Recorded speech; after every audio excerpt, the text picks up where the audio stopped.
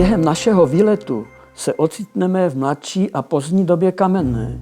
To je ve střední Evropě před zhruba 7,5 tisíci až 4 tisíci lety, kdy nejstarší zemědělci uctívali tyto ženské sošky jako symboly plodnosti ve snaze zajistit co nejlepší úrodu na svých polích.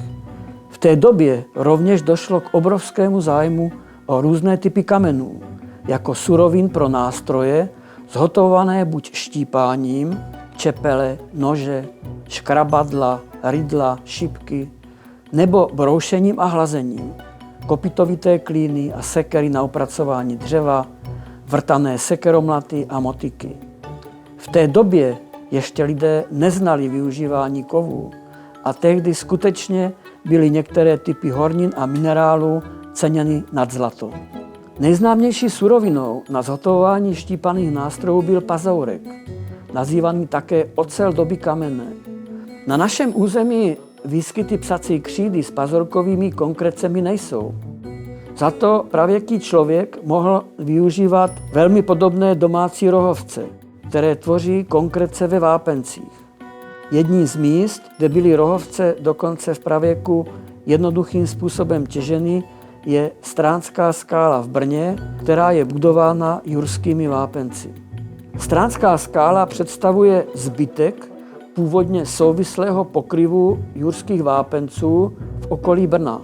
Vápence z části odvětraly, ale odolné rohovce z nich zůstaly ve štěrcích mezi Stránskou skálou a dalšími výskyty jurských vápenců na Hádech a Bílé hoře.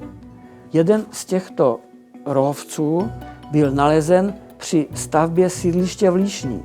Váží 56 kg a představuje největší známý rohovec na území České republiky. Pravěcí lidé využívali na štípané nástroje i atraktivní polodrahokamy, jako je křišťál, citrín, záhněda, chalcedon, jaspis. Velké oblibě se těšil křišťál, který i přes svoji špatnou štípatelnost představuje převládající surovinu na 2 stanicích ze starší doby kamenné. Atraktivní suroviny, které se nevyskytují na území České republiky, byly přinášeny často ze vzdálenosti i několika stovek kilometrů. K ním patří především sopečné sklo obsidián. Jehož výskyty známe ve střední Evropě jenom na jihovýchodním Slovensku a severovýchodním Maďarsku. Vyráběly se z něho často několik centimetrů dlouhé čepele. Ale známe i případy, že obsidian sloužil ke zhotovování zrcadel, ve kterých se zlížely pravěké krasavice. Nejpoužívanější surovinou v mladší době kamenné na dřevoobráběcí nástroje, což byly kopitovité klíny a sekery, byly metabazity, což jsou přeměněné čediče. Obzvlášť se cenily sekery z žadeitu a nefritu, tedy zase ze surovin, z níž se i v současnosti dělají šperky.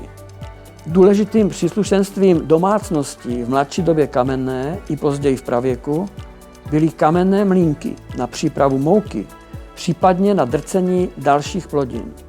Zhotovovaly se obvykle z vhodných hornin v blízkém okolí pravěkých osad. Jak vlastně pravěcí lidé tyto kamenné suroviny získávali, když neznali kovové nástroje? Bylo to opět pomocí speciálních kamenných nástrojů, kterým říkáme špičáky nebo kamenná kladiva. V současnosti známe z Evropy kolem 300 míst s pravěkým dobýváním pazourku, rohovce nebo dalších hornin, které v té době byly skutečně nad zlato. Podobné nástroje, čedičové sekery nazývané toky, používali obyvatelé Velikonočního ostrova při opracování slavných soch Moai.